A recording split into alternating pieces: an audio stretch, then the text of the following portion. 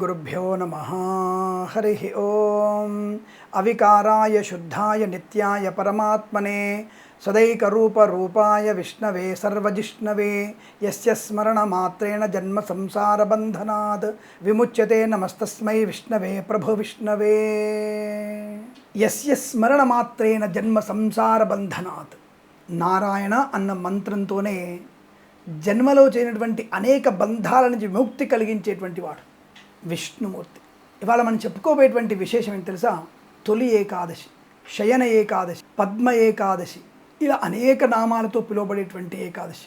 అంటే భగవంతుడు తన యొక్క యోగనిష్టలోకి వెళ్ళేటువంటి సుదినం ఆషాఢ శుద్ధ ఏకాదశి. ఇక్కడ ఆషాఢ శుద్ధ ఏకాదశి మనకి 17/7/2024 బుధవారం. స్వామివారికి ప్రీతి ఎక్కువ. శ్రవణ నక్షత్రంతో ఉన్నటువంటి బుధవారం విష్ణు ఆలయానికి వెళ్ళేటువంటి ఆచారాన్ని పెట్టుకున్నారు. అది మంచి అనుకూలవంతమైనటువంటి శుభయోగాన్ని కలిగిస్తుంది. నమ్మకం ఇక్కడ అది. ఏ దేవతని ఏ రోజు మనం పూజించాలో మనకి ఏమైనా నియమం పెట్టారా అండి? ఎవరు పెట్టలా. అక్కడికి ఆ రోజు వెళ్ళి ఇక్కడికి ఈ రోజు వెళ్ళు, ఇక్కడ 5 సార్లు చెయ్యి, అక్కడ 10 సార్లు చెయ్యి, అంత ఏ లేదండి. నిరంతరం పక్కలోంచి పడుకుంటున్నావా, శుభ్రంగా హనుమానంజనాసుని శ్లోకం చదువుకోవచ్చు. లేవగానే అరచేతులని మొహం కూడా అడగక్కర్లా, అమ్మవారి శ్లోకం చదువుకుంటూ చేతులు చూసుకొని నమస్కారం చేసుకోవచ్చు. కాళ్ళు కింద పెడుతున్నప్పుడు అమ్మ భూదేవి తల్లి క్షమించు తొక్కుతున్నాని చెప్పేసి అమ్మవారి పర్వతమూర్ధని అని చెప్పేసి అమ్మవారికి దండం పెట్టుకోవచ్చు. అంటే ఎప్పుడైనా సరే ఎక్కడైనా స్మరణ చేసుకోవచ్చు. స్నానం చేస్తున్నావు, గంగ తల్లిని చదువుకుంటున్నావు, సరస్వతిని పూజించు. డబ్బులు దాచిపెడుతున్నావు, లక్ష్మీదేవిని తలుచుకో. అన్నం తింటున్నావు, అన్నపూర్ణం తలుచుకో. యజ్ఞం చేస్తున్నావు, శివుని తలుచుకో, విష్ణువుని తలుచుకో.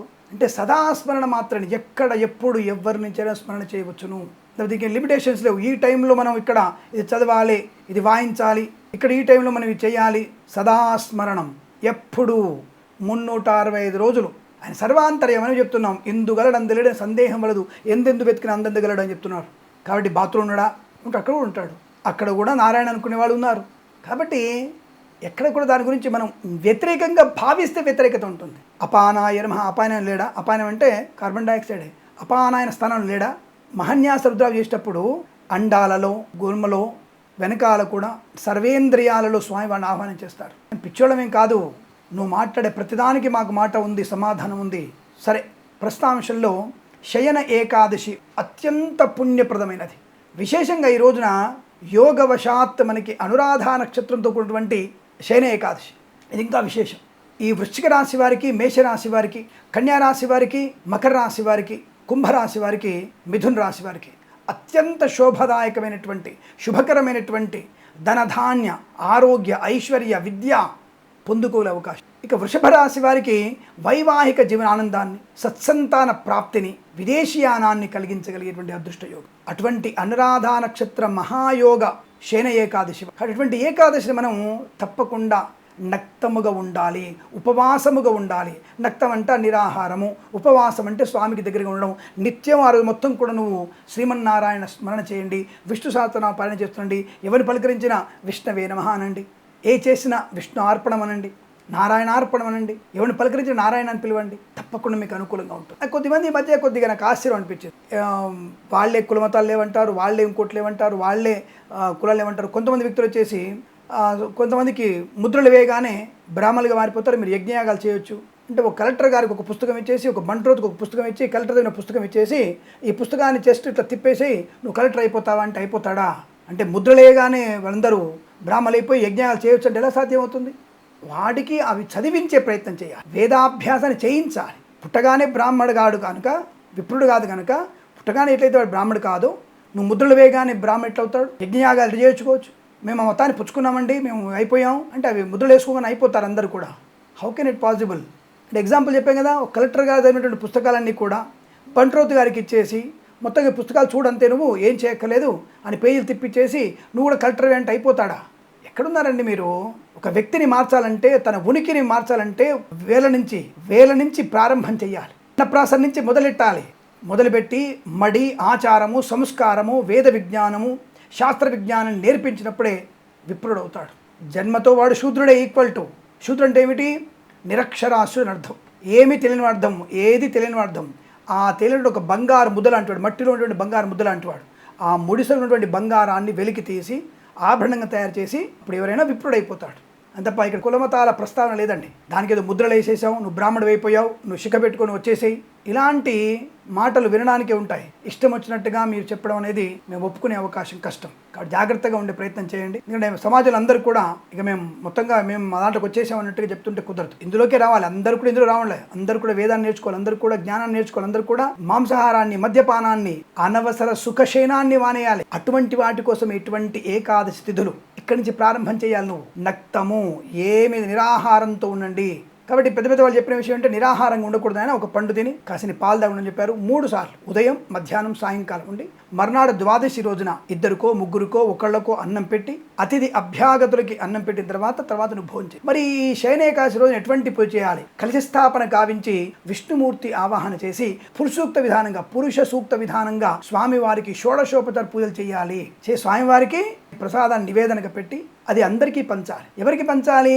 నక్తముగా ఉన్నటువంటి వ్యక్తులు ఉంటారు, వాళ్ళకి ప్రసాదం ఇవ్వండి. నక్తము లేని వాళ్ళకి, పిల్లలకి పెట్టవచ్చు. మరి ఎవరు ఉపవాసంగా ఉండాలి, ఎవరు రక్తంగా ఉండాలి అంటే శరీరం దృఢంగా ఉన్న వాళ్ళకి ఇవ్వాలి.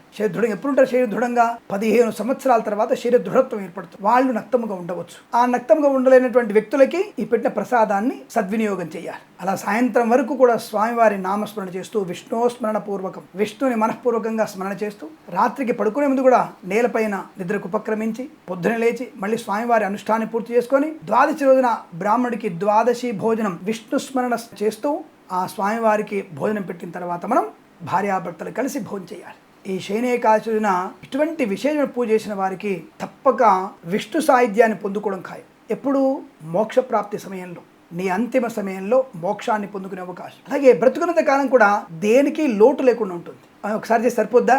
మరి ఒక పూట భోజనం సరిపోతుందా నీకు? ఒక నెల జీతం సరిపోతుందా? అలాగే జీవితాంతము కూడా ఇటువంటి ఏకాదశులు ఉపవాసముగా నక్తముగా ఉంటూ స్వామివారి అనుగ్రహాన్ని పొందుకోవాలి. కాబట్టి చెప్పిన రాసుల వారు ఈ పురుషూక్త విధానంలో హోమము కానీ, అంటే పురుషూక్త హోమం కానీ, శ్రీసూక్త హోమం కానీ, స్వామివారికి పంచామృత అభిషేకాలు, షోడశోపచార పూజలు, సహస్రనామార్చన, సత్సంగత్వము, భజనలు ఇవన్నీ చేసి స్వామివారికి వీలంత వరకు రాత్రి వరకు నక్తముగా ఉంటూ సాయంత్రం కాసి పళ్ళు తిని పాలు దాగి పడుకొని పొద్దున్న లేచి మళ్ళీ స్వామివారి కీర్తనలు అవన్నీ చేసిన తర్వాత మీకు ఈ ఏకాదశి ప్రతిఫలాన్ని పొందుకునే అవకాశం. ఇలా చేసిన వారికి అద్భుతమైనటువంటి అమోఘమైనటువంటి శుభయోగాలు కలుగుతాయి. సాక్షాత్తుగా స్వామివారి ముందు మనకు ప్రత్యక్షంగా కనబడగలిగే అవకాశం. ఇక్కడ తిరుమలలో స్వామివారి మొదటి గడప దగ్గరికి వెళ్ళి స్వామివారి చూస్తేనే ఈ జన్మ ధన్యమైంది అనుకున్న మనం సాక్షాత్తు వైకుంఠంలో స్వామివారి ముందు, ఆ శివలోకంలో ఈశ్వరుని ముందు నిలబడితే ఎటువంటి ఆనందం ఆలోచించండి. కళ్ళు మోసుకుంటే వైకుంఠంలో విష్ణుమూర్తి, ఆ మహాలక్ష్మి, కళ్ళు మూసుకుంటే ఒకవైపున శివుడు, పార్వతీదేవి యొక్క శివలోకం, ఎటువంటి స్థితి చూడండి, బ్రహ్మలోకం, సరస్వతీ సహితమైనటువంటి బ్రహ్మదేవుడు, చతుర్ముఖుడు, అటువంటి పుణ్యలోక ప్రాప్తి కలుగుతుంది. కాబట్టి అందరం కూడా ఇటువంటి సత్సంగత్వం, ఇటువంటి పూజాధికారులు చేసుకోవడం విశేషం. ఇటువంటి శయన ఏకాదశి రోజున మీరు ఆషాఢ శుద్ధ ఏకాదశి, ఇక్కడ ఏకాదశి బుధవారం 17/7/2024 బుధవారం రోజున మహాయోగ విస్తృతమైనటువంటి అనురాధ నక్షత్రంతో కూడినటువంటి ఈ శయన ఏకాదశి 17/7/2024 బుధవారం రోజునే స్వామివారికి ఇష్టమైనటువంటి రోజు ఈ రోజు. అటువంటి రోజున మనకి ఈ స్వామివారి యొక్క ఏకాదశి రావడం, మనకి అనేకమైనటువంటి చాతుర్మాస దీక్ష అంటే నిజంగా ఈ రోజు నుంచి 4 నెలల వరకు దాదాపుగా 122 రోజులు బయటి ప్రపంచంలో వెళ్లకుండా ఒకే చోట కూర్చొని భగవన్నామస్మరణ చేసుకుంటూ చాతుర్మాస దీక్ష తీసుకునేటువంటి శుభమైన రోజు ఈ రోజే.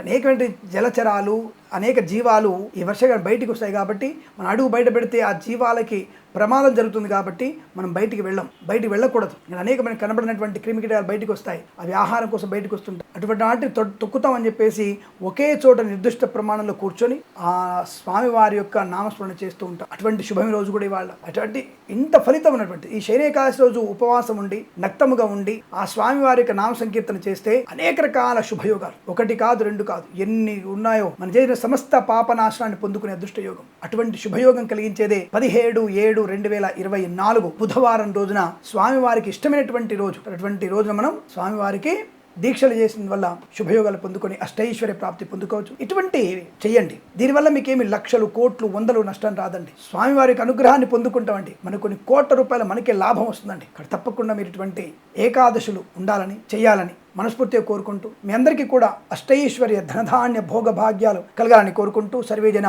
సుఖినో భవంతు. ప్రేమతో మీ కిరణ్ శర్మ.